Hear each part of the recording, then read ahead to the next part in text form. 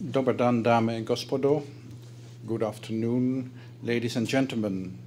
Thank you very much for inviting me to take part in the Human Rights Conference Toward Europe, Towards Equality. This conference is about what Montenegro, the state, its legislative, the governing and judicial organs and the citizens of Montenegro are doing and could do further to combat discrimination on ground of sexual orientation or gender identity. What should be done is clear: ensuring human rights for all persons, citizens, and other persons who are in Montenegro. Human rights are universal and are not a matter of pick and choose. The rights of LGBT persons are to be protected like those of any other person. We are still far from realizing our aims, ensuring that these rights are fully protected by the state and overwhelmingly accepted.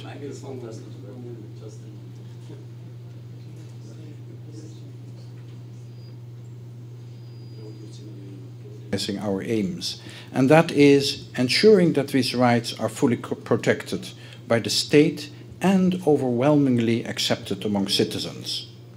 But there is a will to make progress, and this conference, organized by the government of Montenegro in cooperation with the NGO Justice in the Balkans, Equality for Sexual Minorities, is part of this effort.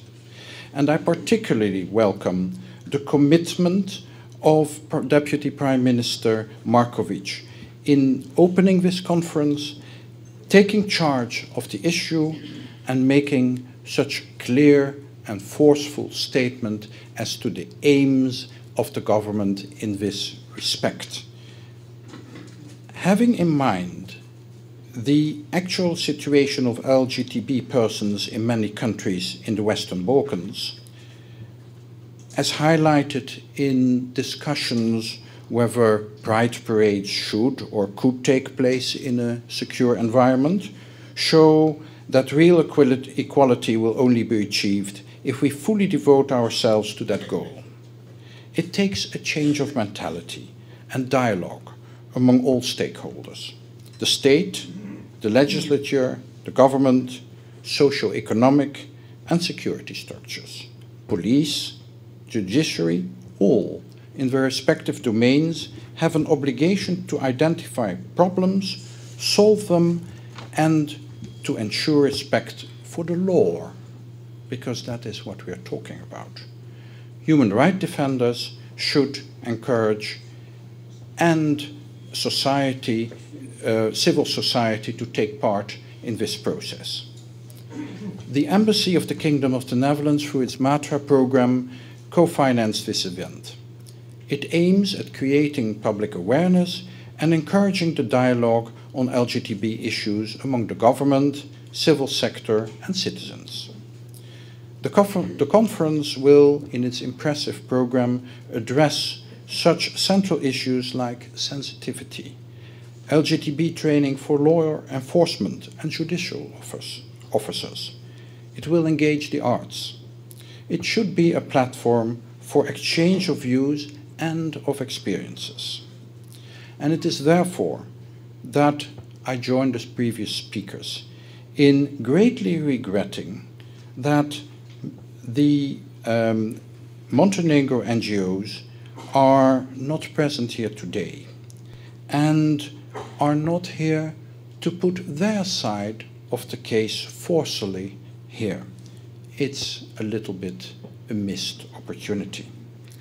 I firmly believe that dialogue and communications are key in changing mindsets and in achieving results. I met with many representatives of NGOs who, as I could, who refused to take part in this conference, and with the government's representatives in order to hear their views. I got assurances on all sides that there is a real will for dialogue and communication, that all concerned are seeking a climate of trust and respect in order to achieve the results that all are striving at, namely a situation in which LGTB persons are able to fully exercise their rights.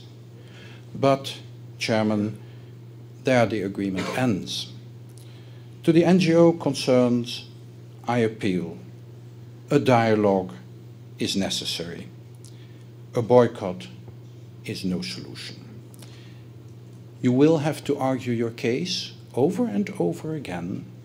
You cannot allow yourself to get tired or frustrated. You will have to be present in the argument. To the government, clearly, and it is clearly said also by the Vice Prime Minister, many more efforts are necessary.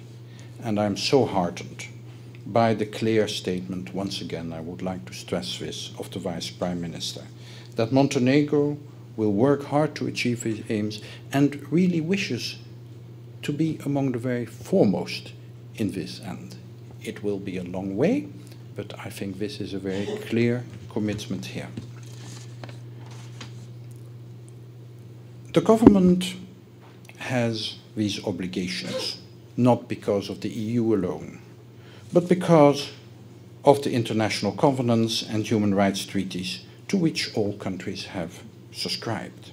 However, moving towards the EU means moving towards a community of ethical values. The Union standards have to be met in order to move towards the EU and to become a member state. There are no exceptions. Full respect for and promotion of human rights are essential to the EU in its internal and its external policies. The process of EU integration implies a commitment, politically, morally, and legally, to the respect and fulfillment of the universal human rights. Human rights lose meaning if certain people, such as LGTB, by law and in practice, are not entitled to the same rights that others have. On an everyday basis, at home, in schools, at the workplace, in the army, in politics, LGTB persons face discrimination based on their sexual orientation and gender identity. Sometimes this discrimination is open, in hate speeches and crimes, often more in subtle ways.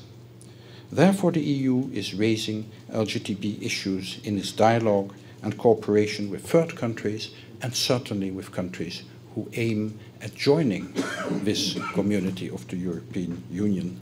And Mr. Maurer has already explained on which basis the European Union is working to this end. I would also like to stress the important work of the Council of Europe, where the LGTB recommendations have been accepted by all 47 members of the Council of Europe. And furthermore, and that is the encouraging part of the NGOs who are not here, LGTB persons are not recipients of rights only to react, but they are to actively explain to their friends, to their parents, their neighbors, who they are, and yes, that they are their friends, that they are their parents' children, their neighbors, and to get understanding for their position. I owe it to say something about my country, to explain something about the European Union Montenegro wants to join.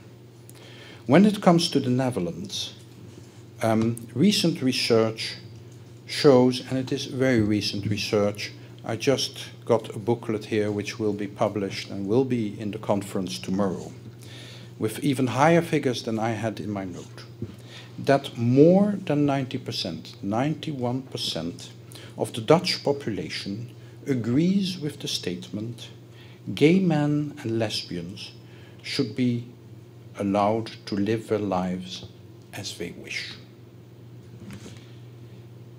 It is a remarkable increase in social acceptance within a relatively short time, it wasn't always like that.